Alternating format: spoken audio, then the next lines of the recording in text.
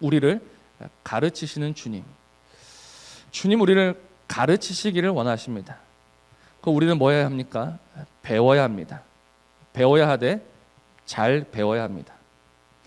근데 잘 배우는 것이 생각보다 쉽지는 않다는 것이죠.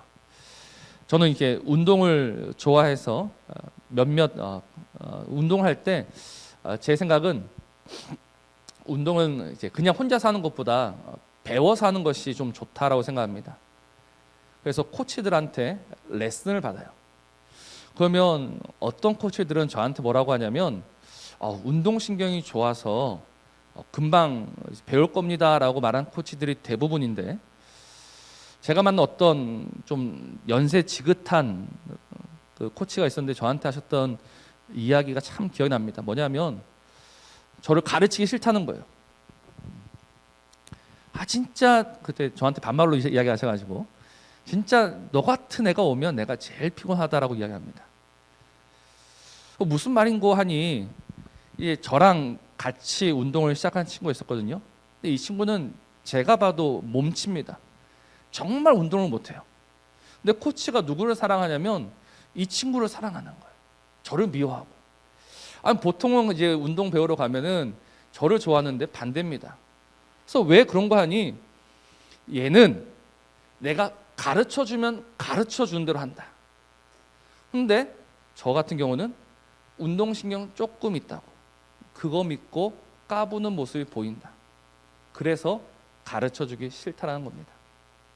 그래서 지금 잘 못하지만 그냥 꾸준히 배우면 정말 실력이 일치월장할 수 있는데 저 같은 케이스는 아니라는 거예요. 저는 우리 믿음도 마찬가지라고 생각합니다. 오늘 우리의 믿음은 배우고 자라야 하는데 우리는 잘 못합니다. 왜냐하면 우리가 좀 알고 있다라고 섣불리 생각하고 있기 때문에 그렇습니다. 오늘 이 요한복음 4장만 해도 그렇습니다. 우리가 너무나도 잘 알고 있는 본문이에요. 수가성 여인의 이야기. 이 부정한 여인, 주님께서 이 부정한 여인에게 찾아가셔서 그를 구원하시고 그를 살리셨다. 그러나 정말로 그런가라는 겁니다. 정말 주님이 지금 이 본문에서 우리에게 보여주시고 가르쳐 주시고자 하시는 것이 부정한 여인 한 사람을 살리는 이야기냐? 그게 아니라는 겁니다. 특별히 이 본문을 제가 연구하면서 느낀 것은 이 사마리아 여인만큼 억울한 여자는 없을 겁니다. 왜냐하면 부정한 여인이 아니기 때문입니다. 부정한 여인이라고 보는 근거가 몇 개 있죠. 하나는 6시에 물 들어왔다. 아무도 물 들어오지 않는 시간, 그 시간에 물을 들어왔으니까 아마 사람들의 눈길을 피해서 물 들어왔다라고 해서 부정하다라고 생각합니다. 왜냐하면 남편이 5이나 있었기 때문에 그 동네에서도 손가락질을 받고, 오늘 성경 보면 6시라 돼 있죠. 6시면 분명 정오다. 왜냐하면 유대인의 시간은요 더하기 6을 해야 되거든요. 그러니 6시는 더하기 6을 해서 12시다. 그 더운 날에 물 들어왔다. 왜? 부정한 여인이니까. 근데 이 6시가 정말 그 6시인지도 우리가 한번 생각해 봐야 합니다. 왜냐하면 마태복음, 마가복음, 누가복음에 나오는 시간과 요한복음에 나오는 시간은요 다른 시간이거든요. 마태복음 27장 보면 주님이 몇 시에 십자가 달리셨냐면 주님이 유대 시간으로 3시에 달리시고 6시부터 9시까지 흑암이 임했다고 그랬습니다. 그러니까 우리 헷갈리실 거예요. 잘 들으셔야 됩니다. 우리 시간으로 따지면 주님은 아침 9시에 십자가에 못 박히셨고 낮 12시부터 오후 3시까지 온 땅에 어둠이 임했습니다. 이거를 성경에서는 6시부터 9시까지 흑암이 임했다고 합니다. 6시에. 그런데 요한복음에 보면 주님이 빌라도 앞에서 신문을 받는 장면이 나오는데 몇 시에 신문을 받냐면 6시에 신문을 받습니다. 6시에. 아니 6시에는 벌써 십자가에 달린 지 3시간이 지난 후인데 요한복음을 보면 분명히 빌라도 앞에 서 있는 그 시간이 6시라고 합니다. 다른 거예요. 그러니까 마태복음, 마가복음, 누가복음은요 유대인의 시간법으로 했지만 요한복음은요 당시에 유행했던 로마의 시간 표기를 따랐습니다. 그렇기 때문에 지금 요한복음은 6시, 여기서 여자가 6시에 물들어 왔다라는 이야기는요 오후 6시에 물들어 왔다는 이야기입니다.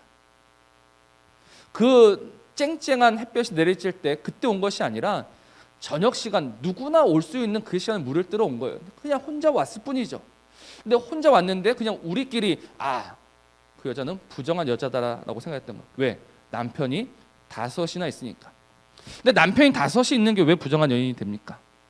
당시 여성들의 인권이 정말 물건보다 못한 취급을 받던 때이지 않습니까? 내가 이혼해서 5번 결혼했으면 손가락질 받을 만한 일이죠. 그러나 자신이 자의로 헤어진 것이 아니라 타의로 헤어졌습니다. 당시 유대 율법 보면요 어이없는 것도 있습니다. 무엇이 있냐면 만일 어떤 매력이 뛰어난 여자를 남자가 보잖아요. 그럼 그것도 이혼 사유가 됩니다. 근데 이혼 사유가 누구한테 책임이 있느냐? 아내한테 있다는 거예요. 매력이 없는 것이 여자의 잘못이다. 그래서 이혼 당하는 시대가 이때입니다. 그러니 남편이 5이나 있었다라고 해서 이 여자가 부정한 여자다라고 우리가 함부로 손가락질할 수 없는 겁니다. 또 주님은 이 여자한테 뭐라고 하십니까? 네 말이 옳다, 네가 참되다라고 하십니다. 이 옳다, 참되다라는 답은요 주님이 나다나엘에게 하셨던 이야기지 않습니까? 그러니 우리가 어떻게 이 연을 보면서 나는 다 아는 내용이야. 그래 주님이 부정한 연한테 찾아가셔서 그를 구원해 주셨지 그게 아니란 겁니다. 그러니 우리가 말씀을 듣고 말씀을 배울 때는 내가 다 알고 있어라고 생각하지 마시고 다시 한번 말씀을 보셔야 합니다. 그래야지만 그 말씀 속에서 우리를 가르치시며 우리를 인도하시는 주님을 보게 되는 것이죠. 그럼 주님이 오늘 이 말씀을 통해서 우리에게 가르치고자 하시는 것이 무엇일까요? 저는 3가지라고 봅니다. 첫째는 주님이 사마리아도 품으신다라는 겁니다. 사마리아 땅. 우리는 사마리아 땅을 잘 모릅니다. 왜냐하면 가본 적이 없거든요. 그런데 우리가 기본적인 상식 몇 가지는 알고 있었으면 좋겠습니다. 무엇이냐면 우리가 이스라엘 하면은 이스라엘은 3등분 되어 있습니다. 제일 위에는 무슨 지역이라고 부르죠? 갈릴리라고 부르고 그 밑을 사마리아 그리고 그 밑을 유대 땅이라고 부릅니다. 근데 오늘 말씀 보십시오. 3절 유대를 떠나서 다시 갈릴리로 가신다라고 돼 있죠. 그러니까 제일 아래에 있는 유대에서 저 위에 있는 갈릴리로 올라가시는 겁니다. 그런데 4절 사마리아를 통과한다는 겁니다. 굳이 이 말씀이 왜 있을까? 그 당시 아무도 사마리아를 통과하지 않았기 때문입니다. 그 당시 사람들은요 사마리아 사람들을 사람 취급하지 않았습니다. 사마리아 사람도 유대 사람을 사람 취급하지 않았습니다. 서로가 서로를 보기를 굉장히 경쟁적으로 봤습니다. 왜냐하면 사마리아인들은 혼혈인이기 때문에 그렇습니다. 당시 주전 722년 아수르가 그 사마리아를 점령했을 때 아수르 사람들은 어떻게 그 사마리아를 다스리려고 했냐면 다른 지역 사람들을 데리고 오는 거예요. 그래서 강제로 결혼을 시킵니다. 그 혼혈 민족을 만들죠. 그렇게 아수르는 사마리아를 더럽혔던 겁니다. 반면 남유다도 망했습니다. 남유다는 끌려간 거예요. 바벨론은 데려갔다가 데려왔습니다. 그대로 그 피가 남아있죠. 유대인들은 사마리아를 경멸하고 사마리아인들은 유대를 경멸하고 그래서 서로가 서로를 죽이지 못해서 안달이 난 관계. 근데 이때 주님이 지금 굳이 4절 사마리아를 통과한다는 겁니다. 그리고 수가성에 가셔서 한 여인을 만나 주십니다. 근데 이 여인은 주님에게 아무런 관심이 없습니다. 관심이 없어도 주님이 그 여인에게 가서 말씀하시고 가르치시고 교훈하십니다. 이것이 무엇을 의미합니까? 주님은 그 사마리아도 품고 싶어 하신다는 겁니다. 사마리아도 잃어버린 자다란 것이죠. 누가복음 19장 말씀 보면 주님이 삭개오를 부르시는 장면이 있습니다. 그리고 사람들이 그 주님을 보고 수군거리죠. 와, 어떻게 저 죄인 삭개오를 부를 수 있느냐? 그때 주님께서 하신 말씀이 무엇입니까? 인자는 잃어버린 자를 찾아온 것이다. 나는 잃어버린 자를 찾으러 왔다. 그러니까 지금 사마리아도 어떻습니까? 잃어버린 땅이다라는 겁니다. 주님이 다시 찾으셔야 하는 땅이라는 겁니다. 사람들은 그 땅을 거들떠보지도 않지만, 사람들은 그 땅에 발도 들이지 않지만 주님은 그 땅을 찾고자 하신다는 겁니다. 이것이 무엇을 의미합니까? 그 결과 저와 여러분이 구원받을 수 있다는 겁니다. 우리가 왜 구원받을 수 있느냐? 우리가 조금 나아서 구원받은 것이 아닙니다. 주님이 잃어버린 자를 찾아오셨기 때문에, 주님이 그 사마리아도 찾으셨기 때문에 우리도 찾으신 거예요. 사도행전 우리가 잘 알고 있는 말씀 있지 않습니까? 오직 성령이 너에게 임하시면 너희가 성령을 받고 예루살렘과 유대와 사마리아와 땅 끝까지 이르러 내 증인이 되리라. 우리는 어디에 속한 자들입니까? 땅 끝에 속한 자들이에요. 근데 주님이 그 사마리아까지 불러주셨기 때문에 그 사마리아를 지나서 우리에게까지 이 복음이 전해졌다라는 겁니다. 그러니 주님이 그렇게 우리를 불러주셨으니 우리는 자랑할 것이 없습니다. 우리는 참으로 어리석은 자요, 우리는 참으로 못난 자요, 우리는 참으로 부족한 자입니다. 근데 우리의 잘못이 뭐냐면 날마다 우리는 우리끼리 도토리 키재기하고 있습니다. 내가 조금 낫네. 정말 그렇습니까? 내가 조금 더 나은 것이 있습니까? 내가 조금 더 잘한 것이 있습니까? 주님 보시기에는 똑같다는 겁니다. 우리가 이 주님의 마음을 알아야 합니다. 그래야지만 그때부터 나 같은 자에게도 주님이 오셔서 나를 가르치시고 나에게 말씀하시고 나를 이끌어 가시는구나라는 그 하나님의 은혜를 서서히 보게 되는 겁니다. 그래서 저는 이 말씀을 보면서 주님이 왜 하필 그 수가성 여인을 부르셨을까? 그 앞에 요한복음 3장 기억하십니까? 요한복음 3장 보면 누가 나옵니까? 요한복음 3장에 보면 니고데모가 나오죠. 니고데모는 자기 발로 주님을 찾아왔습니다. 주님을 만나고 싶어 했어요. 그런데 니고데모가 주님께 물었을 때, 우리가 지난번에 한번 들었었는데 주님은 그렇게 니고데모에게 친절하게 말씀하신 적이 없습니다. 오히려 그 니고데모에게 너는 아무것도 모른다라고 하셨어요. 그리고 오히려 그 대화를요 조금 빌빌 꼬아 가셨습니다. 근데 지금 수가성 여인, 이 여인은요 주님에게 찾아온 적이 없습니다. 주님에게 무엇인가를 물어본 적도 없습니다. 주님을 경계하고 있습니다. 근데 오히려 주님은 그 여인한테는 더 가르쳐 주고 싶어서 안달이 나신 것 같아요. 도대체 왜 이런 차이가 있을까요? 우리 요한복음 3장 2절 한번 보겠습니다. 요한복음 3장 2절입니다. 니고데모가 했던 말이에요. 니고데모가 뭐라 했냐면 이렇게 이야기하죠. 그가 밤에 예수께 와서 이르되 랍비여, 우리가 당신은 하나님께로부터 오신 선생인 줄 뭐라고 합니까? 아나이다라고 합니다. 아나이다. 그러니까 니고데모가 안다라고 하니까 주님께서 하신 말씀은 너는 모른다라는 거였습니다. 네가 정말 알고 있느냐? 아니요. 그러면 내 질문에 답해 보아라. 사람이 어떻게 위로부터 태어날 수 있느냐? 모르는 거예요. 근데 지금 아무것도 모르고 정말 그 주님께는 일말의 관심조차 주지 않는 여인한테는 주님이 다 드러내시고 다 보여주십니다. 그 이유가 과연 무엇이겠습니까? 고린도전서 1장 27절 이렇게 말씀합니다. 하나님께서 세상의 미련한 것들을 택하사 지혜 있는 자들을 부끄럽게 하려 하시고 세상의 약한 것들을 택하사 강한 것들을 부끄럽게 하신다라는 말씀이에요. 하나님이 일하시는 방식입니다. 하나님은 지혜 있는 자들에게는 감추시고 하나님은 미련한 자를 택하시어 하나님은 약한 자를 택하시어 그 하나님의 일, 하나님의 나라, 하나님의 역사를 보여주신다는 거예요. 그래서 자칭 지혜 있다고 하는 니고데모, 나는 무엇인가를 좀 안다고 하는 니고데모에게는 감추신 것이고 아무것도 모르는 이 한 여인에게는 주님이 친히 그 모든 것을 열어서 보여주시고 가르쳐 주신다는 겁니다. 그래서 우리가 가는 가장 큰 실수가 무엇이냐? 나는 이미 알고 있다는 겁니다. 나는 이미 배울 만큼 배웠다는 겁니다. 그래서 우리는 날마다 그 주님을 놓치면서 살아가고 있는 것이죠. 어제 우리 성탄 예배를 드렸습니다. 성탄 예배를 드리면서 우리 김혜영 집사님이 찬양을 불러주셨죠. 그 중에 참 이 가사가 와닿는 찬양이 있었는데요. 세상을 사는 지혜라는 찬양이었습니다. 세상을 사는 지혜. 나중에 집에 가서 다시 한번 가사를 찾아봤습니다. 가사가 이렇습니다.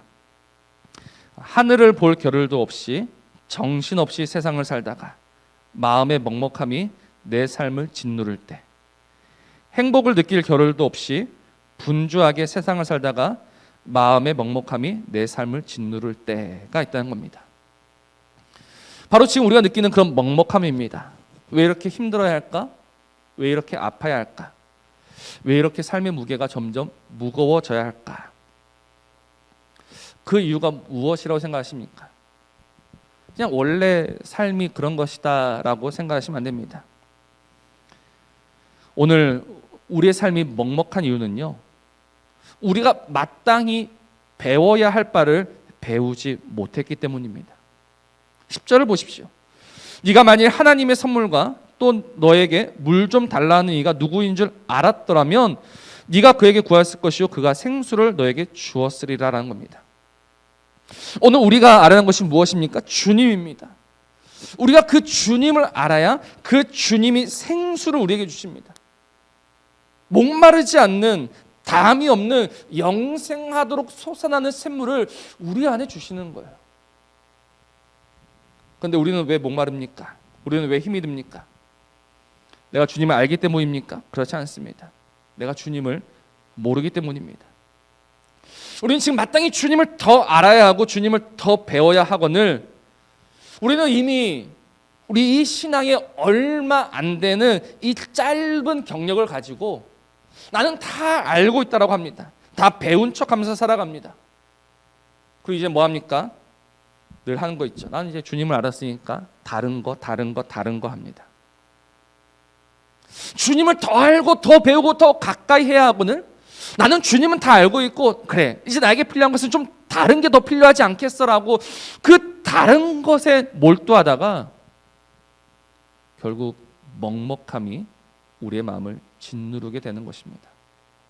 사랑하는 성도 여러분, 우리가 평생 배워야 할 분이 있다면 주님입니다. 우리가 평생 들어야 할 것이 있다면 주님의 말씀입니다. 그래야 우리 안에 그 주님 주시는 생수가 넘쳐나게 되는 겁니다. 그래야 그 생수 우리를 살리는 겁니다.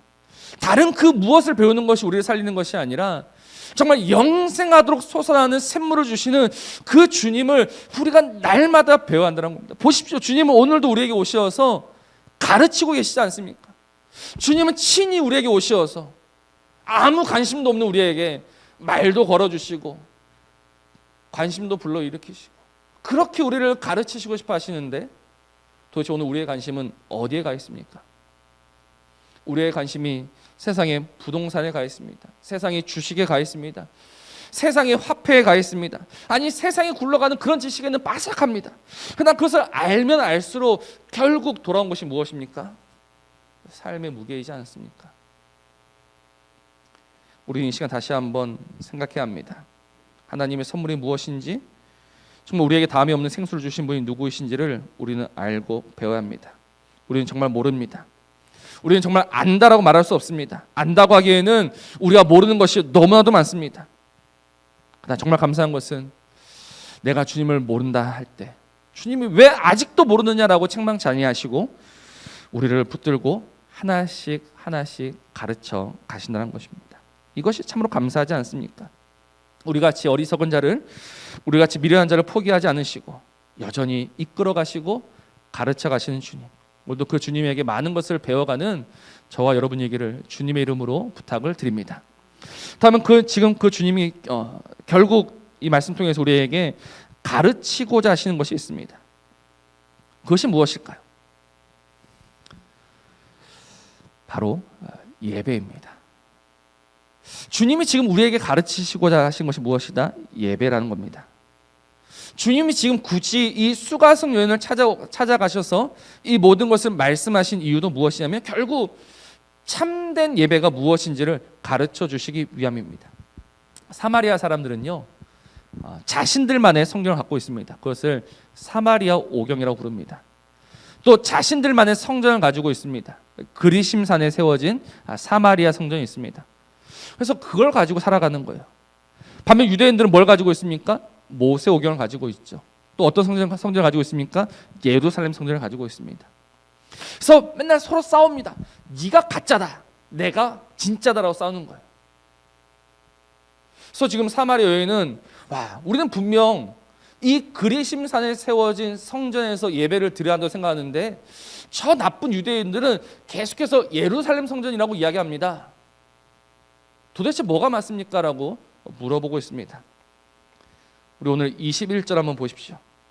21절 주님께서 하신 말씀입니다. 주님이 뭐라고 하십니까? 예수께서 이르시되 여자여 내 말을 믿으라. 이 산에서도 말고 예루살렘에서도 말고 너희가 아버지께 예배할 때가 이르리라. 참 중요한 말씀입니다. 여자여 내 말을 믿으라. 무슨 말입니까? 나한테 배우라는 거예요. 이 산, 너희들이 말하는 그리심산 거기도 아니고 유대인들이 말하는 예루살렘 거기도 아니더라. 그리고 뭐가 온다고 합니까? 예배할 때가 이른다라고 합니다. 그러니까 지금 사람들은 뭘 가지고 싸웠습니까? 장소를 가지고 싸웠습니다. 근데 주님은 장소를 이야기하신 것이 아니라 때에 관해 말씀하십니다. 예배의 때가 있다는 겁니다. 그러니까 지금 그리심산, 예루살렘 그것이 아니라 예배할 때가 중요하다. 그 예배할 때가 언제냐? 23절입니다. 23절 말씀. 아버지께 참되게 예배한 자들은 영과 진리로 예배할 때가 오나니 곧 이때라라는 말씀이에요. 보세요. 예배할 때가 오는데 그 예배할 때가 언제입니까? 영과 진리로 예배할 때가 온다. 곧 이때다라는 말씀입니다. 이게 좀 어려워요. 그래서 한번 잘 보셔야 합니다. 우리가 너무나도 자주 보는 말씀인데요. 영과 진리로 예배한다. 이게 도대체 무슨 말이냐라는 거예요. 영과 진리로 예배한다. 아마 수십 번 수백 번 들어보셨을 말씀일 겁니다. 영과 진리로 예배한다. 근데 원어로 보면요, 이 안에 굉장히 중요한 전치사가 빠져 있습니다. 뭐냐면 안에서라는 전치사예요.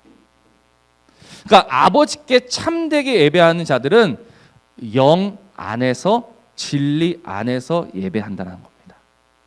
그러니까 지금 이 23절의 말씀을 보면 영과 진리가 수단처럼 느껴져요. 영을 가지고 진리를 가지고 예배한다. 근데 그렇지 않고 성령 안에서 진리 안에서 예배한다는 겁니다. 곧 이때라. 이때는 언제입니까? 우리 이건 이미 3장에서 배웠습니다. 주님이 니고데모의 그 지식 없음을 지적하시면서 결론적으로 하셨던 말씀이 무엇이냐면 인자가 들려야 한다라는 거예요. 인자가 들려야지만 누가 옵니까? 성령이 오시죠. 성령이 오셔야지만 위로부터 태어날 수 있다라고 하셨습니다. 23절 똑같은 이야기입니다. 어떻게 우리가 성령 안에서 예배할 수 있느냐? 주님이 십자가에 달리셔서 성령이 오셔야지만 그 성령 안에서 예배할 수 있다. 왜요? 24절 보십시오. 아버지는 하나님은 뭐라고 합니까? 영이시니. 아니 하나님은 영이십니다. 근데 우리는 육입니다. 그럼 예배가 안 됩니다. 하나님은 영이시니 우리가 지금 그 하나님의 영 안에 들어가야지만 예배가 되죠. 근데 그것이 언제 된다? 주님이 십자가에 달려 돌아가시고 성령이 오셔야지만 그 성령 안에서 우리가 하나님을 예배할 수 있다는 겁니다. 그 옆에 진리라는 말은 뭡니까? 이 진리라는 말은요, 참 거짓할 때 그 진리가 아닙니다. 이 진리는요, 본질을 이야기합니다. 무슨 말이냐면 그 하나님의 영이 우리에게 오시면 우리가 무엇이 됩니까? 우리야 성전이 되는 거예요. 그러니까 그리심산에 있는 성전도 아니고 예루살렘 성전도 아니고 하나님의 영 안에 있는 우리가 성전이 되어서 우리가 하나님을 얼마든지 예배할 수 있다는 겁니다.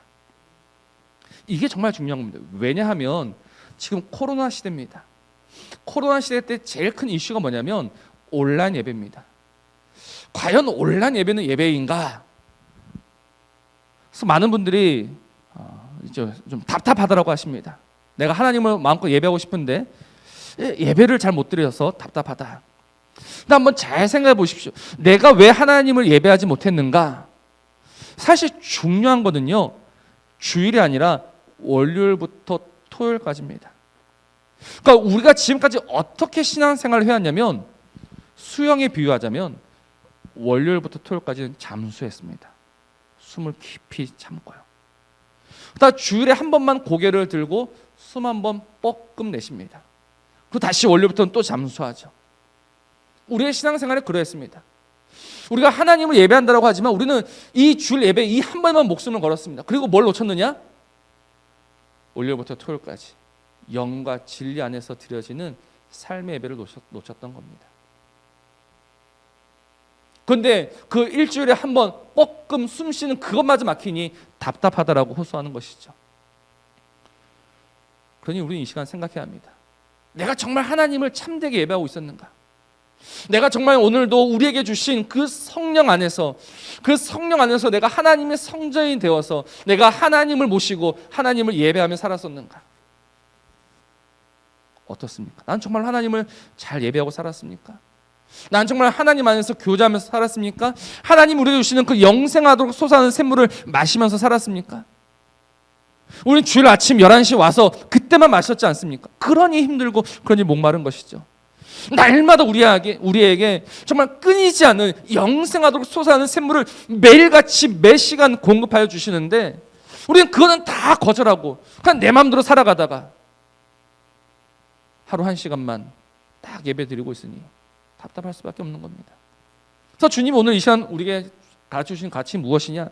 정말 우리의 모든 시간, 모든 자리가 얼마든지 참되게 예배하는 자리, 예배하는 시간이 될 수 있다는 겁니다. 왜요? 우리에게 누가 계시기 때문에? 성령이 계시기 때문에. 성령 안에서 얼마든지 예배할 수 있다는 겁니다. 오늘 이 예배 은혜를 누리는 저와 여러분이길 바랍니다. 하나님 우리에게 오셔서 이 모든 좋은 것을 주셨고 이 모든 것을 가르치시면서 이렇게 우리를 그 은혜의 강가로 이끌어 가시는데 우리가 어찌 모른다 할 수 있으며 우리가 어찌 그 모든 것을 거부할 수 있겠습니까? 오늘 주님 우리에게 가르쳐 주시고 주님 우리를 먹이실 때 많이 마시시고 정말 날마다 그 영생하도록 솟아나는 샘물을 많이 들이키시고 그래서 하나님의 은혜 가운데 하나님 그 풍족한 은혜 가운데 살아가는 우리 모든 성도들 되시기를 주님의 이름으로 축복합니다.